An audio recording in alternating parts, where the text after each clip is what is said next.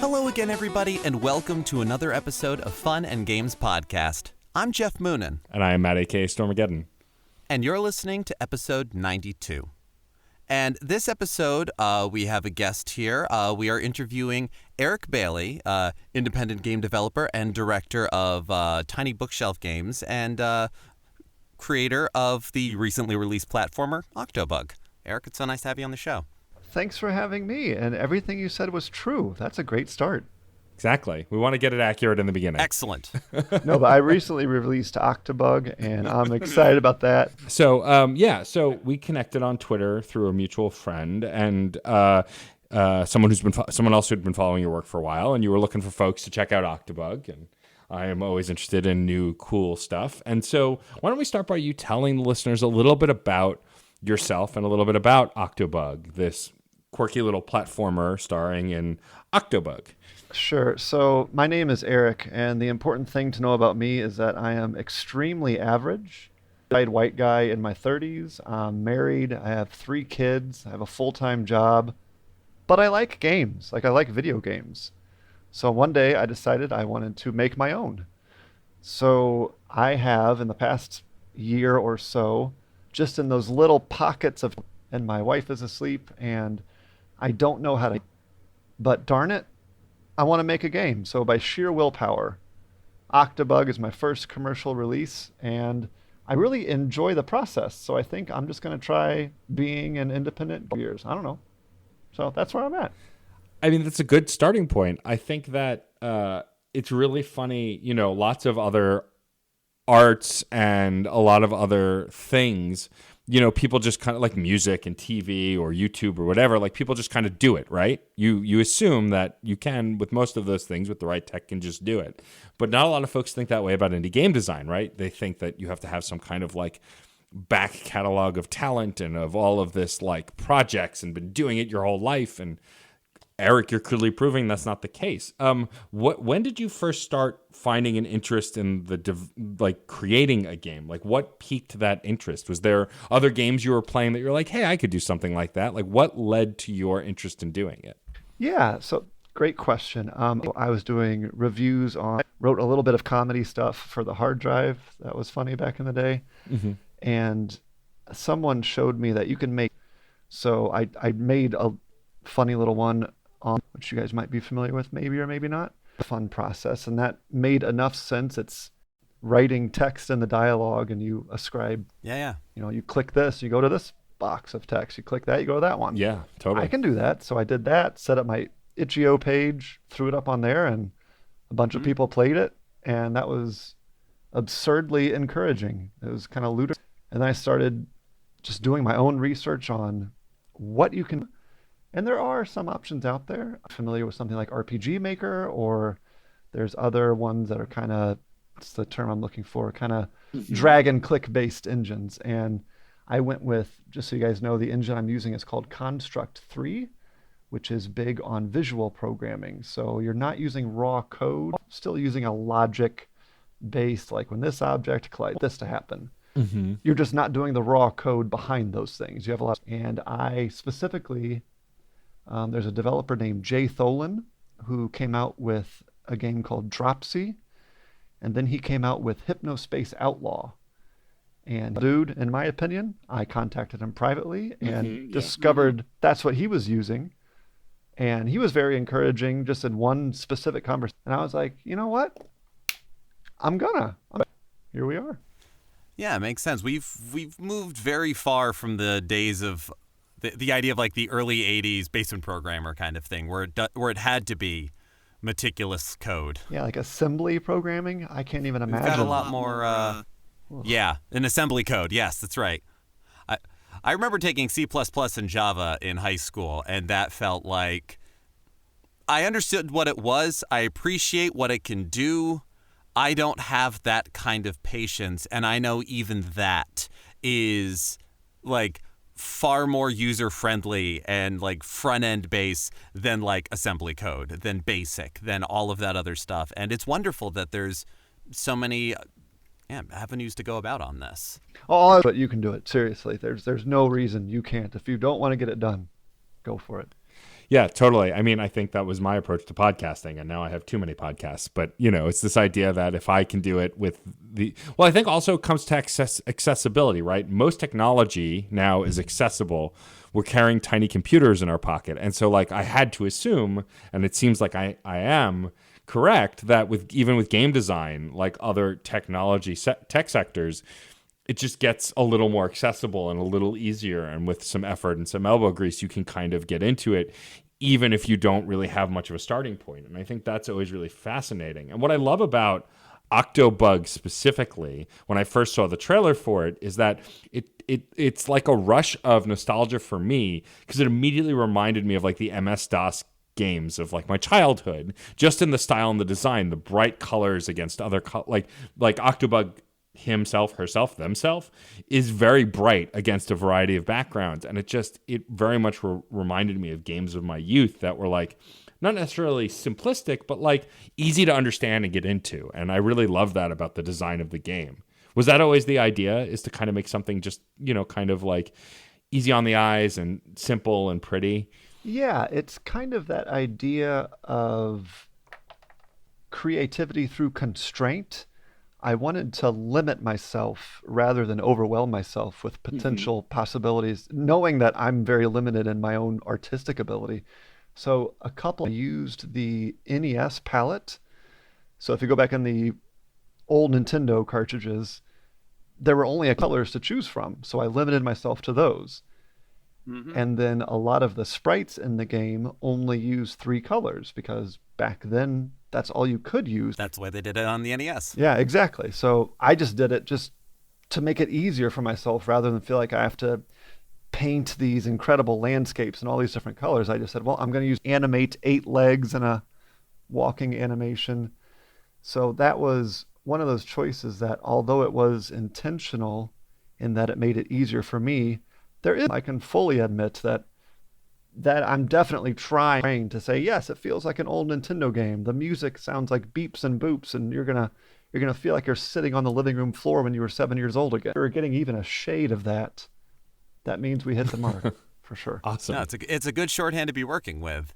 And it also seems like, because you said the first few games that you made were entwined, so it was more like a text adventure kind of thing, or visual novel. Not visual novel, but yeah. And then moving on to something like Octobug and some of the other things that you have up on itch right now, it's not exactly room for a ton of text or anything like that. So how has the shift of like having to let the writing carry the gameplay to the NES aesthetic and not pure platforming, but I almost want to say platforming shorthand in all of those ways that we connect, and the last 30 years of games have allowed us to, you set this up, you put this up, and we know what we need to do. In those same ways that we know that we got to go right when the game starts. Where have you found like interesting hurdles or interesting shifts in kind of having it be all text to, well, here's my bug, here's some flies? Great question. I'm hearing it on. So when you talk about star-based game, that's a situation, yeah, where it's story tucked into 2% mechanics. So whatever wild novel you have in your head, you're a text game. Mm-hmm. With what I'm doing with Octobug, it's more the reverse. It's more like, what am I as a developer able to do mechanically, and then try and wrap some semblance of a story around it. So a platformer struck me as one of the easier genres to create. It's kind of a joke by now, like for indie developer, first game is going to be a quirky platformer. So I am just cutting that, like, absolutely, this is my precious little ugly baby of a first game going on. And so you talk about the hurdles, like, just to give you guys an idea of the absolute 0 point I'm starting from. So I'm going to try and cover this really quickly, but in the Construct 3 engine, instead of programming in raw code the behavior of your sprite or your character, instead of writing code that explains how the physics are going to move and jump, all you do is you put the image in there and you give it something called a behavior. So you give it a platformer behavior. So literally in a couple clicks there, that image is now a platformer built in. Well, now if I press right, he goes right. If I jump, there's a certain math for the pixels per second of gravity affected, the moment that's covered for you. The raw code is not needed from you anymore. You can, but I am so dense. I didn't. There's also another behavior called 8 direction. So there's platformer behavior and there's 8 direction. So 8 direction, what it's supposed to do is 8 direction is the movement behavior if you're doing something top down. So you're playing a twin stick shooter. Like you move, you push up, you go up, you push right, you move right. Yeah. You guys understand? I am so dumb and so dense. I thought the platformer behavior would jump. Yeah. And the 8 direction handled movement left and right. Went ahead and gave my character 8 directions to move, and I need the platformer jump to jump. No. So now I had this character that when I pressed right, he would move, but when I hit jump, he would like hover in the air. And if I pressed air, and I'm not kidding, it took me hours to figure out what I had done wrong. Like I'm tweaking like all the gravity, thinking like, what have I done? No, I just had redundant programming. I cannot emphasize enough how much of a non-developer I was and how much of a journey it has been to figure out even the most basic things through trial and error. You talk about like what hurdles have you had? I've had all of them. To be fair, those things like platformer jumping 8 direction, in hindsight, that is, and you telling the story, we know where that's going. But if you just look at it as it is, it's one of those things where, what's the saying? If you make something idiot-proof, they'll make a better idiot. But we are all that idiot. Where like you can simplify it however you want, but no matter what, like. You know something 1,000 ways, and you look at it and you go, why am I not connecting with this? Why is it this? So which is a very funny thing about, like the visual development now as well. Like it's fantastic stuff. And no matter what we do and how far we go, we're going to have those like weird problems and triumphs. And that's really cool. Yeah, I think it's really interesting to hear this kind of stuff also because, as a non-developer, completely a non-developer. Same. It's funny you like only because I've heard other developers talk and we've interviewed other folks who make or work with games, I know that the 8 direction means something else. But had I not known that, I would have had the same thought as you. Like it's for all the directions. Like it says it. I'd still be on the title screen at this point if we started at the same time. Like please understand. And so making that leap makes total sense. I'm curious a little bit about your gaming background because, you've already cited some games, both old and new, from the original Zelda to Hotline Miami. What kinds of games did you grow up playing? Were you a platform game player? Is that where the inspiration for making a platformer came from? Or did you kind of play everything growing up? All right, so it's confession time. I was a Nintendo kid. Through and through. Nintendo NES. I got the Super Nintendo. You're in good company. Okay, good. I did have a Sega Genesis, and I loved some of those games like Sonic 3 and Ristar, but the NES is where I just put in an absurd amount of hours looking back, right? Like we all imagine all these, like playing Ocarina of Time for Celery or something like that was commonplace. But if you look in Octobug, you can see little bits of influences there, like it opens with the curtain and a game is a performance. So you see like all the platforms are bolted onto the background. Platforms in Octobug. They cast a shadow on the back. I used a similar bolt in the corners. It's slightly different, but that's one example. If you look at the way Octobug can roll around. Yeah, if you look at the way he can roll around back and forth, the comparison has already been made. Yes, that's from Sonic the Hedgehog. When he rolls, he moves faster. Something simple you pick up. So there's lots of little things in there. I think there was one streamer last night. He was looking at the way, because that's something you do in the game, is you're a spider, you kill flies. When you kill them, there's blood spattering and their heads bounce around. And he was like, oh my gosh, this is from Jet Force Gemini. And I didn't expect anyone to make that connection. But yeah, I loved Jet Force Gemini growing up. So it's kind of... You kill a lot of bugs in that game. Yes, a lot of them. Being a platformer is kind of like the stepping stone to some other points of stuff. There's all kinds of other stuff squeezed in. So yeah, in terms of influences, there's a lot of little things, but I was a Nintendo kid playing Super Mario Brothers. That was definitely my wheelhouse. I'd say that was accurate. Yeah, I mean, Geoff and I are the same. We talk about the Switch like every episode at this point. I think, I think it's hard. I think for a certain generation of gamers, because I'm getting the sense, Eric, that we're probably around a similar age, that if you grew up with a Nintendo or a Super Nintendo, those consoles were influential to video gaming for kids in a way that other consoles later I don't think were. Like, I know I have friends who are younger than me that grew up with the PlayStation and grew up with Crash Bandicoot, and I'm sure plenty of people have, but I feel there's something special about, considering also how much Nintendo dominated the early days of games, they are going to live a bigger impact. When there was only Nintendo and Sega, if you were a Nintendo kid, you were a Nintendo kid. Whereas now, I mean, between Xbox, Nintendo, and PlayStation, and then the PC and third-party apps, like, it's not one or the other. There's such a huge variety. But when we were growing up, there weren't a lot of options. And,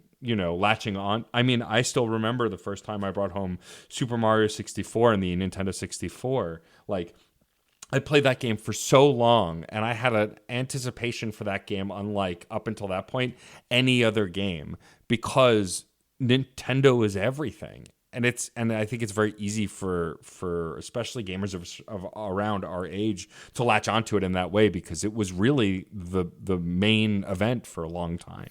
Definitely. I mean, now, and there's nothing wrong with the variety now. You can be a phone gamer. You can be someone who plays platform gaming, where you see people playing Fortnite on their tablet, which I can't imagine. But if I were to hand my 5-year-old my old Game Boy Pocket, she would just kind of poke at the screen and be like, why is it not doing anything? What are these huge clunky plastic buttons on the side? Yeah, growing up with Nintendo, at our age, we got to see like the first 3D games. So you grow up having to kind of place yourself in the side scroller. And so we really took a lot of our imagination. And for that was magical enough. And then we got the first 3D games out on Super Mario 64. So my first 3D game was Ocarina of Time. And I could hardly handle it. I was like, this is incredible. Oh, wow. So yeah, I think you're onto something, certainly, that other to make it like an us versus them kind of thing, but they do miss out on just how much of a cultural touchstone that was. When you went to the schoolyard, at recess, you were all talking about cheat codes and rumors you heard or before your mom made you leave, kind of a stuff. So really interesting. Yeah, now I get gaming headlines whenever I open a new tab on my phone browser. It's very different. Pretty much, yeah. Yeah. Well, it's funny. Someone actually recently brought up on another podcast I was listening to, no game that comes out now explains to you how to move for the most part. A lot of tutorials don't tell you how to use dual analog because it's the standard now. But someone like my spouse, who didn't play video games very much, has played some, had to learn that with no experience. And most games don't tell you how to move with dual analogs, because it's the same way no games in the back in the day explained how to use the D-pad. It was just kind of assumed knowledge, and that assumed knowledge has evolved. I'm wondering, when you're developing for a game like Octobug, I had a question, I was getting to it. When you're developing for Octobug, because it's so much more simplistic than modern games, did you have to kind of figure out what you did and didn't have to teach, and how to design the game in a way to teach? So I tried to be intentional about the design, but it's been watching people stream it and what do they grasp right away, and what is it that some people don't grasp. So for example, earlier I mentioned that Webster, the protagonist, he can the right trigger on your Xbox controller or the down key on your keyboard, or the S. Rolling helps you move faster and you can jump. But if you don't go through the controls menu, you don't know that. So you see a couple people trying to play and they're playing without rolling. And I made sure I designed the game harder. But it's also fun because they get these magical moments of discovery where all of a sudden they happen a bowling ball and then they're just rolling across the screen back and forth. So I had some fun subverting expectations. So for example, there is a screen that tells you the controls, but just to be completely random and strange, there's a guy roll the game. and he so these like really crude like whiteboard drawings. So I had some fun with it. So what I tried to do was, yes, gamers have instincts. So you're going to move to the right because if you move to the left, but there's room for organic discovery. In fact, the central, I don't want to say too much, but all I'm going to say is there's one big way that the game subverts expectations that if you're a new player and you come into it, you're likely to play it a certain way and then later realize, oh, wait a second. I don't know if this is healthy or unhealthy, but like I'm addicted to watching other people play it just to discover these moments. So I'm going into like every stream I can find, like, did this person play it yet? Did this person play? And when they reach these moments of like, oh, actually it's like this, or oh, I can't do that. It's been obscenely fun for me, deeply satisfying and enjoyable. I don't want to do anything else. Like I want to quit my job and just make games. That would be great. That's amazing. That's really cool. It's funny you talk about Webster, which is the best name ever for a spider. Webster's movement. We appreciate a good pun here on Fun and Games. His movement reminds me of something that may not have ever even crossed your mind when designing him. But I don't know if you remember the Simpsons arcade game. But the Simpsons arcade game had a boss who was a bowling ball. Huge, right? Like took and up you like fight half him in the screen. Homer's dreams. Yeah. But when he moved on the ground between attacks and before he evolved, he grows legs, he grows arms, he moved like Webster. And so like I watched Webster in the trailer roll across the ground, and I think they're both a similar color palette. I was just like, oh my God, it's the movement from the bowling ball and Simpsons. And that may not have crossed your mind, but I still made that connection because the design is just simplistic enough that you can kind of put your own imagination on it too and kind of just connect to it with whatever data you have. And like, that was really satisfying to me. I was like, this looks really cool. This reminds me of a thing. Yeah, the amazing thing is I do regard the Simpsons arcade game as a classic, and I have played it, but you're right in that I'd never thought of it during development, but did that affect the characters? It might have. I don't even know. We are made up of the games we've played. Yeah, like seriously, when this podcast is over, I'm going to do a Google image search and be like, how closely does it resemble? Did I like accidentally? I love it. So thank you for pointing that out. That's great. Yeah. The bowling ball. Yeah, it's kind of the first again, and check out the streams. Like we're seeing how we all connect to this, and it's a very funny thing given that, like, yes, this is one of your an early game for you in what will be an illustrious career, and yes, it has the NES sensibilities, the NES color palette, but even though it could work on the NES, a lot of what is around it and what interests me is it is also very much of what games can be now, because you're not the only person that has made an NES graphic style game in the year 2020. Right. And that's neither good nor bad. That is simply what is. And I think that's amazing because there's still a place for games like that. And you didn't try to make it too long. You made it a game for a single sitting. It's a very affordable price point. And it's very funny to think that in another year, another time, like, you know, back in the PS2 era, before the indie Gamescape moved from PC to console, that all of those things would be like lambasted about it, and it would get so many like people would say horrible things, but it is exactly what it needs to be. And do you feel like that is what you wanted to say with it, or what you want to do with it? You wanted to make it a single sitting, play through it, do it? Yeah, I'm definitely the kind of guy who I like to plan out as much as possible about something before I ever get started. Like, I have friends who are just like handy around the house with repairing stuff, and they'll just like grab a board and cut it and nail it in place, like boom, done. Like measure like 18 times. I write down the dimensions. I spend an hour forming a part exactly right to spec. You know, it's all these within these tolerances of this and that, and then like finally get this perfect. I would say Octobug is very nearly exactly what I wanted it to be. To give you one quick example to explain it that way, a couple of years ago, I had this really specific vision in my head. I'm not going to try to explain where the vision itself came from or why I had it, but just thinking about games, I had this vision of a praying man riding on a spider. and the praying mantis holding an air horn.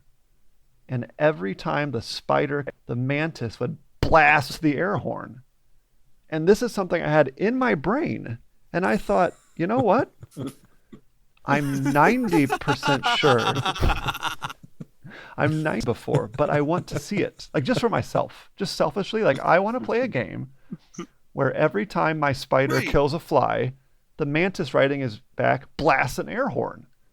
And now I've done it. It's crazy. Like, it used to just be this image in my head.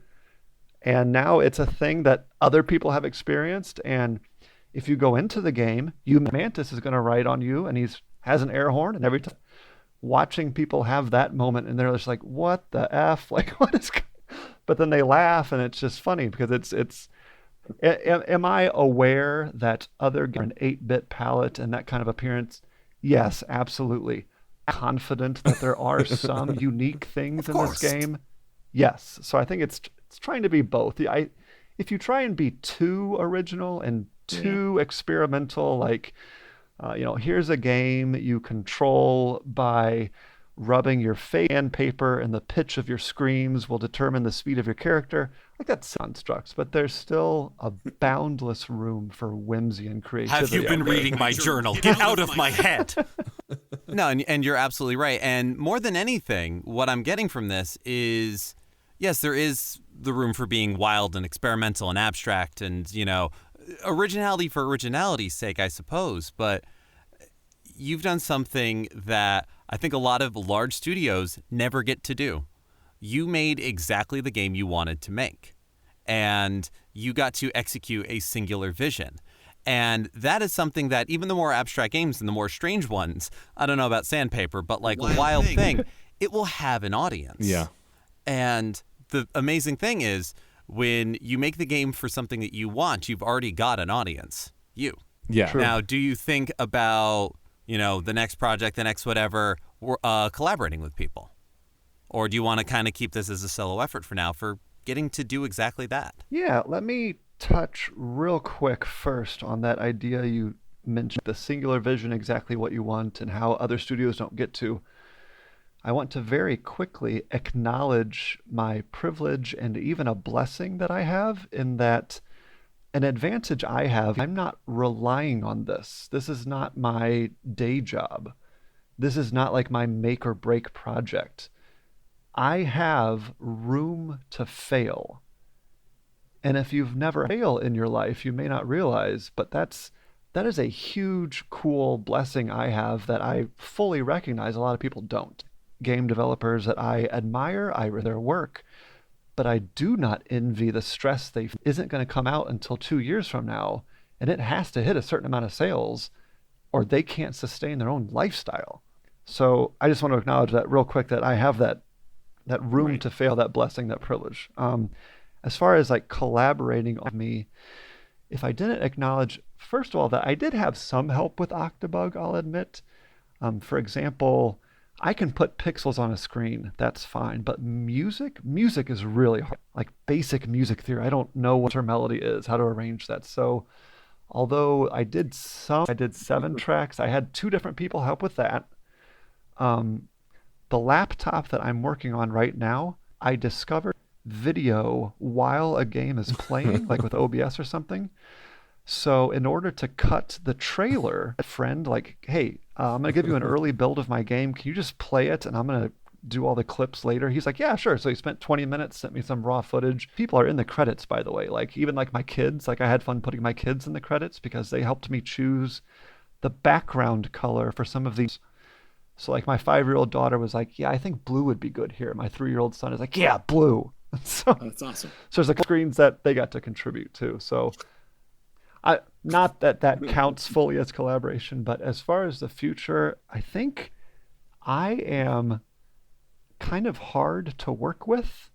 Part of my history is several years ago, like this is like 5 to 8 years ago, I used to have my own retro. So I was the editor-in-chief. I had people every week. I was really proud of what we did, but we never turned the corner, so to speak, and we never really got to where we wanted to be, where advertising was actually able to pay people. So not to like get kind of deep and weird or psychological too much, but part of it is I have a little bit of guilt. I don't want to make other people do too much without being able to guarantee. And I am for people who really like me and they're willing to contribute some things. Right. And so I try and be honest with people like, hey, there was someone named John Kratz who did some music. I'm like, hey, I can't pay you a lot, but I'm willing to pay you something. Maybe I'm not supposed to air this out publicly. I'm still new. He's like, no, just use it. Don't worry about it. So I'm like, okay, cool. So I would say collaboration, because I also have those very specific visions, but holding people in, I'm letting people help me out to some extent. But I think no matter what, it's always going to be very much me. I think my games are always going to feel me. And I think that's going to make sense the more people get to know me and my games. I think something I was thinking about today, I'll end my ramble on this note, but kind of like my mantra or my motto moving forward with future games is my success is going to move into the house built by honesty and kindness. It might sound a little like woo-woo deep or whatever, but I just want to be honest with people. I want to be nice to people. And I just want to make cozy little games. And I think I have a realistic gauge of my ability to do so. So we'll see how well it works out.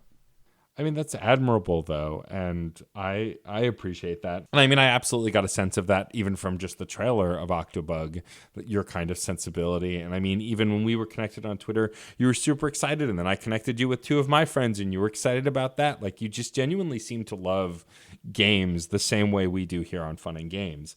And so I'd be remiss if I didn't ask. Obviously, you made this cool little platformer, Octobug, which you're going to plug the hell out of at the end of the episode so people go buy it.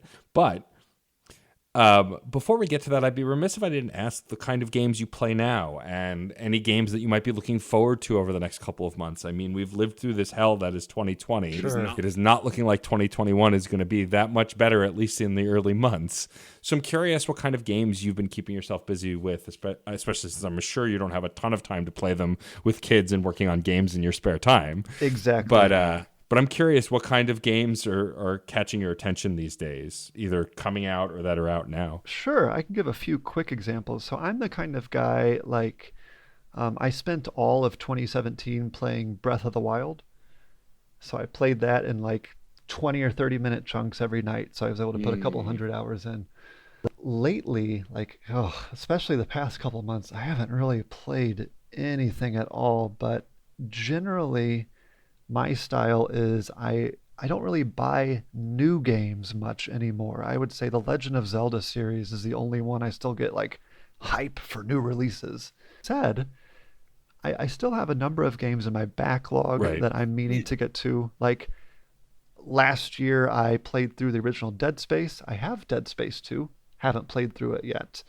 I enjoyed the original BioShock. I might buy myself like the BioShock collection like late this year, early next year, try and play through the sequels for that. Quirky indie games, maybe that's not a surprise. I like seeking those out. I played like Paratopic was one I played earlier this year. Sure. I played a little game called Undertale that my friends were obnoxiously recommending to me, so I finally got around to that. I'm sorry. I read your article about it. I loved it so much. Well, thanks for reading that. Thank you. Yeah. So I want to get back to more of that actually too. Like I think I'm going to is another indie game. Haven't played it yet, but looking forward to playing it and sharing my thoughts. So like when you ask what I've been playing lately, I would have to nothing about it. So check that game out. It's pretty cool. That's fair. Though I have a bit of a follow-up question on this. What games have you played or seen that you played it and you went, well, much like I joked about, you reading my journal about a game design, what games have you played that you've just been like, oh my God, who asked me in my sleep what game I've been dreaming of and they made it? Oh, shoot. There was a trailer that came out. Oh my gosh. Name of the game, but I mentioned it on Twitter when it happened. There's a game coming out about investigate like inside people's dreams and you're not sure what's real or what's not. And any kind of fiction that deals with the disturbing mental state of not being able to trust your own sensory perception.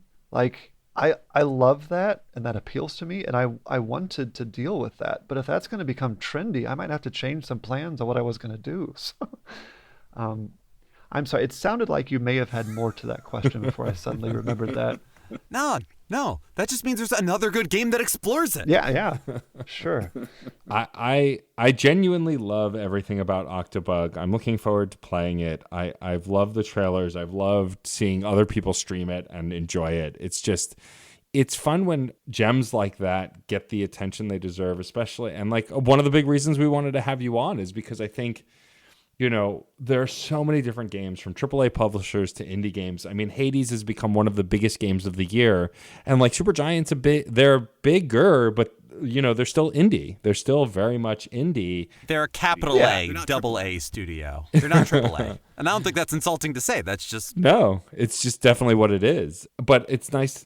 It's nice to see genuine indie games getting attention and getting love, and I really love everything that you've done with Octobug. I'd like to give you an opportunity now, before we wrap up the show, to tell folks where they can find Octobug, where they can find you on the internet and connect with you about the game, and be able to check it out. Sure. So if you have any curiosity about me, my name is Eric Bailey, and so if you look up Eric V. Bailey on Obsession / on Twitter a lot.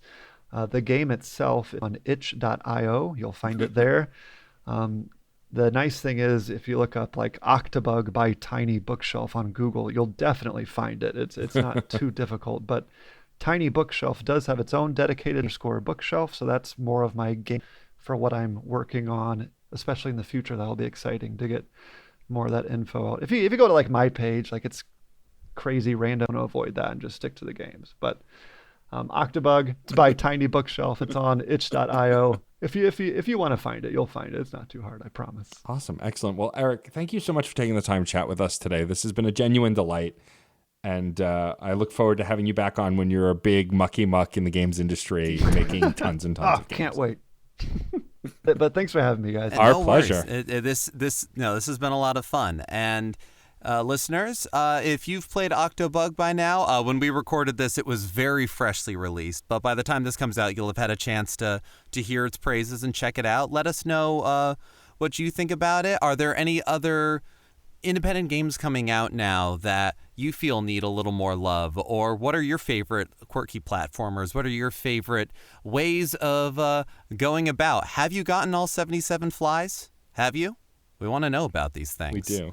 Because, you can let us know on our Twitter, Fun and Games, and you can find us on certainpov.com, and where you can find a lot of other absolutely fantastic entertainment podcasts going on. You can also email us at funandgamespod@gmail.com. You can also join us in conversation on the Discord server, which you can find a permanent invite link to at certainpov.com.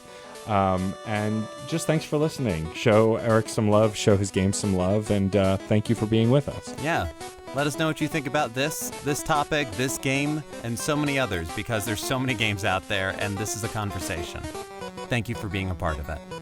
I'm Geoff Moonen. And I am Matt, a.k.a. Stormageddon. And happy gaming. Hey Nerferders, my name is Case Aiken, and for over 2 years I've hosted my show, Another Pass, where I sit down with interesting guests to talk about movies that we find fascinating but flawed. Good movies, bad movies, doesn't matter. We find ways that they could have been improved. So if you ever thought that a sequel dropped the ball by forgetting about a plotline, that an epic could have been saved by introducing the director to an editor, or that a comedy didn't work hard enough to have some substance behind the laughs, then check out Another Pass podcast at certainpov.com or wherever you get your podcasts. CPOV. certainpov.com.